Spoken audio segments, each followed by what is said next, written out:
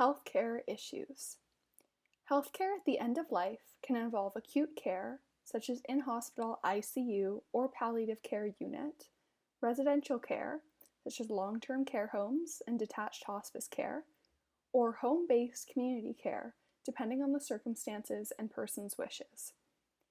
Navigating end-of-life care can be very difficult, so ensuring the person has an advocate to help them make informed decisions or decisions for them is very important.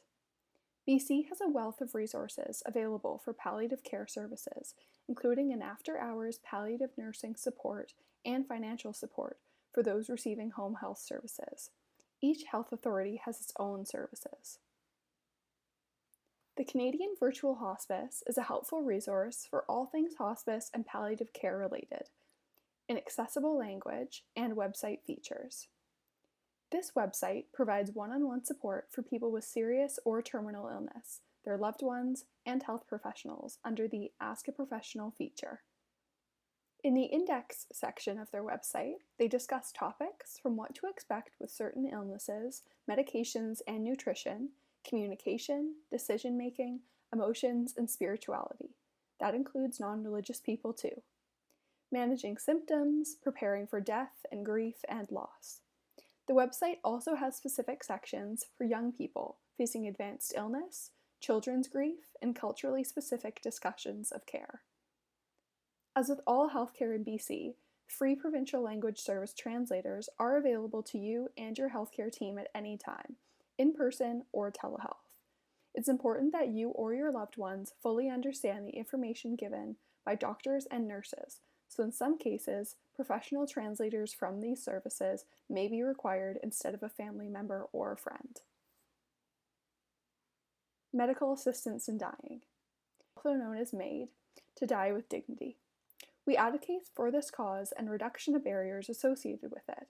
MAID is federally legalized, but each provincial health authority has its own steps for processing a request. Medical assistance in dying has been legal in Canada since 2016. Legislation, including eligibility and criteria, are changing. The changing criteria is expected to be as follows.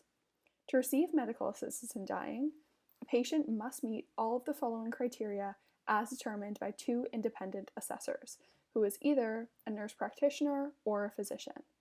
They must be at least 18 years old, be eligible for publicly funded healthcare services in Canada, be informed of means available to relieve suffering, request assistance without pressure or influence from anyone else, have a grievous or irremediable medical condition, illness, disability, or disease, and are suffering intolerably, and your condition cannot be reversed. There are safeguards to ensure individuals make free and informed decisions to request MAID, but sometimes these may also serve as barriers. These are expected to change frequently as MAID grows in Canada, but issues like the introduction of advance consent, also known as an advance directive, the elimination of 10-day waiting period for reasonably foreseeable deaths, and expanded witness criteria that enables faster submission of the records, supports an ethical, person-centered approach to healthcare. BCHA supports efforts to increase community health services so that seniors and people with disabilities can receive the in-home support they require. Access to MAID is never a substitute for promoting the quality of life of vulnerable groups, and their well-being must come first. As previously discussed, access to MAID is limited based on an institution's religious affiliations. This in itself contradicts the secular mandate of Canada's care system and places unfair burdens on dying people, in particular, having to seek an alternate location within which to receive MAID or not be able to receive it at all, due to the institution's religious affiliations. In some communities, the only facility available may be faith-based and does not facilitate MAID. If this is the case, you will need to advocate for yourself to receive the care you have a right to. The first available bed policy is no longer in place, but you may be offered a bed in a place that is not your first choice. If you decline the bed, you do not go to the bottom of the list for a place in a new facility, but unfortunately, you will not receive the care you require. Alternatively, some people may choose to take that bed and request to be transferred to a different facility at the time of their assisted death. You can also receive an assisted death within your home. Your local health authority can help you coordinate this.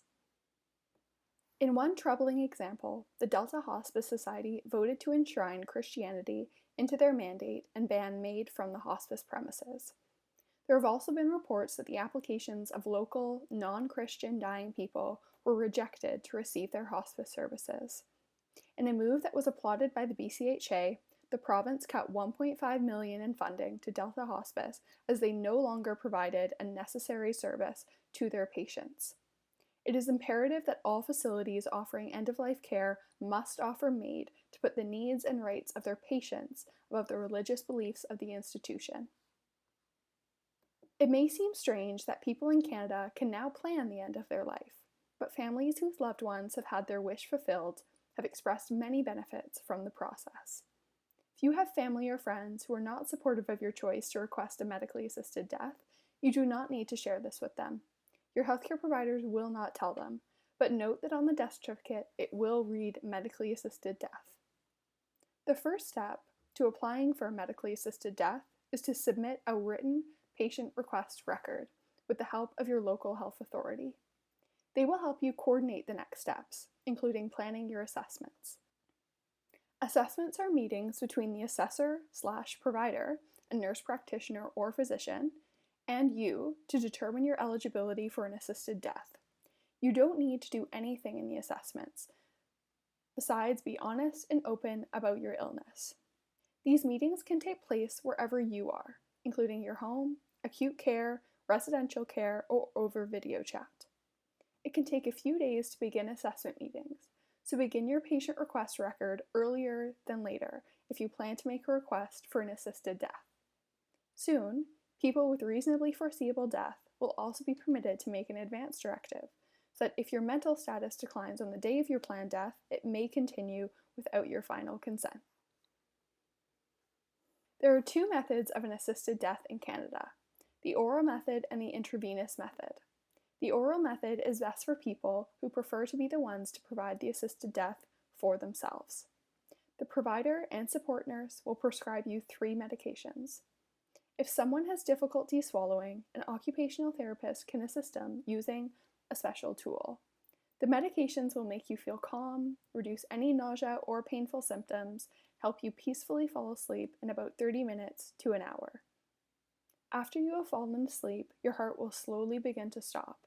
At no point will you feel any pain or distress.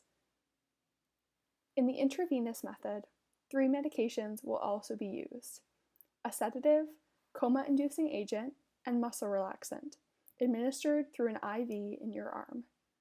These are the same medications used in surgery during general anesthesia, but at a higher dose. At no time will you feel any distress or pain.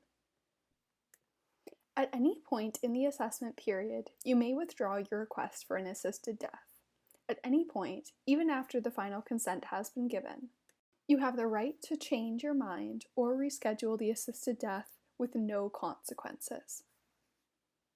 After passing away, family and friends can spend time with your body until they are ready to call a funeral home. They may wash or massage the body or spend time with you according to your wishes or theirs. If you are an organ donor or have arranged medical body donation, the next steps will have already been explained to you when making those arrangements.